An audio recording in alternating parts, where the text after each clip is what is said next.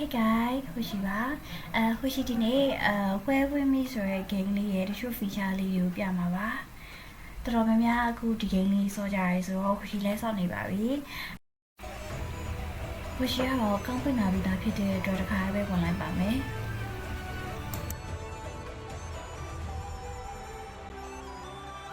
အခုဒီမှာကတော့သူကgame ရဲ့ update လေးပါတယ်ပေါ့နော်maintenance လုပ်တာတွေပါတယ်နောက်ပြီးတော့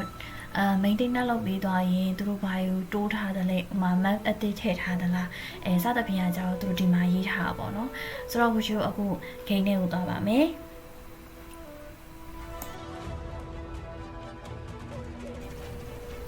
ကိုရှိကိုအခု game နဲ့ရောက်သွားပြီပေါ့နော်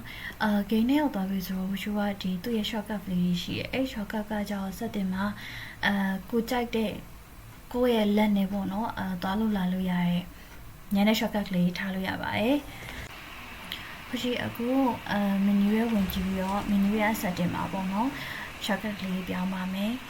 ဟိုရှိက MMORPG mode ကိုချိန်ရတာပါဒီ standard မှာလည်းဟိုရှိကသူသုံးတဲ့ဟာလေးကြည့်လို့ရပါတယ်နောက်ပြီးရင်ဒီဟာလေးပေါ့နော်ဒီမှာကြတော့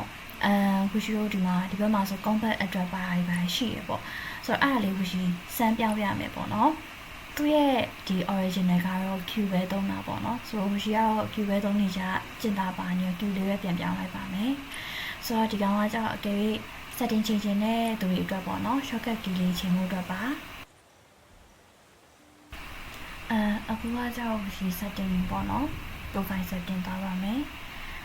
profile setting ကအောက်မှာပေါ့နော်ဟိုမှာ active profile နဲ့ဒီမှာရှိရလေဒီ winning certificate လေးရှိမှပြောင်းလို့ရတာပေါ့နော်အခုရှိမှဆိုတခုမှမရှိပါဘူး winning certificate ဆိုတာလေးကအဲ့ winning certificate လေးကိုဘယ်မှာယူလို့ရလဲဆိုတော့ခုရှိအခုပြထားရပေါ့နော်ဆိုတော့သူ့အတွက်ကလေဒီပလဲလုံးလေးလို့ခေါ်တာပေါ့နော်ခုရှိကဒီ300လိုရပေါ့နော်အဲ့ဒါရမှသာလေပေးချေလို့ရမှာပါဒီမှာကတော့အလုံး$60ပေးရမှာပေါ့နော်သူကအလုံး300ပေါ့နော်အလုံး300ဆိုတော့ရှိုးကြီးက$5ပေးရပါမယ်ဒီမှာဆိုရင်တော့$10ဆိုရင်တော့ဒီမှာသူတို့အပိုပေးရလေးရှိတယ်ပေါ့နော်ဒါတော့ဟိုကကြအတွက်တော့မှာပေါ့နော်ဒီမှာဆိုလဲတခုပါဖို့အတွက်ကိုဟိုရှိုးရကုန်ကြစီပေါ့နော်ဒါတော့ဆက်က draw ဖို့အတွက်ပါဒါတော့ဟိုရှိုး main story ပေါ့နော် quad လေးကြည့်ရပါဟိုရှိတန်းလန်းပေါ့နော်ဆက်တော့မလို့ပါသေးပါဘူး main quad ကိုကဒါကလက်ရှိလုံးနေစေquad လေးပေါ့နော် side quad လေးလည်းပြောရပါတယ်ဒီ side quad လေးကနေပြီးတော့မှဟိုရှိုး mystic skill တွေကိုရတယ်ပေါ့နော် mystic skill ကသူက40လောက်တော့ရှိတယ်လို့ထင်တယ်အမှတ်တမဲ့ဖြစ်နေတာပေါ့နော်ဟိုရှိနောက်တစ်ခုပြောချင်တာလေးကကြတော့ဒီ menu မှာဟိုရှိုး develop ရှိတယ်ပေါ့နော်ဒါကလေmartial arts skill လို့ရပေါ့နော်ဟိုရှိုးက weapon ရှိရဆိုပေမဲ့လေဒီ skill မရှိဘူးဆိုရင်အဲ့ weapon ကိုတောင်းလို့မရဘူးအဲ့လိုမျိုးဟိုရှိမှာဆိုရင်မှကျန်sports skill နောက်တစ်ခုမရှိဘူးပေါ့နော်ဆိုတော့ဟိုရှိမှာရှိနေတဲ့ name skill တစ်ခုပဲဟိုရှိ name lab swap တစ်ခုပဲဟိုရှိတောင်းလို့ရတာပေါ့နော်ဆိုတော့ဟိုရှိဒီမှာဆိုရင် fan ရှိရဒီ fan ကတော့ view fan အခုဟိုရှိမှာလည်းရှိရ fan ကကြောင့် healing fan ပေါ့နော်ဆိုတော့အဲ့ဒါတခုကိုရှိယူပြမယ်ပေါ့နော်ကိုရှိတို့ယူပြီးတော့အဲ့ဒီ quads လေးတွေလုပ်လို့ရပါတယ်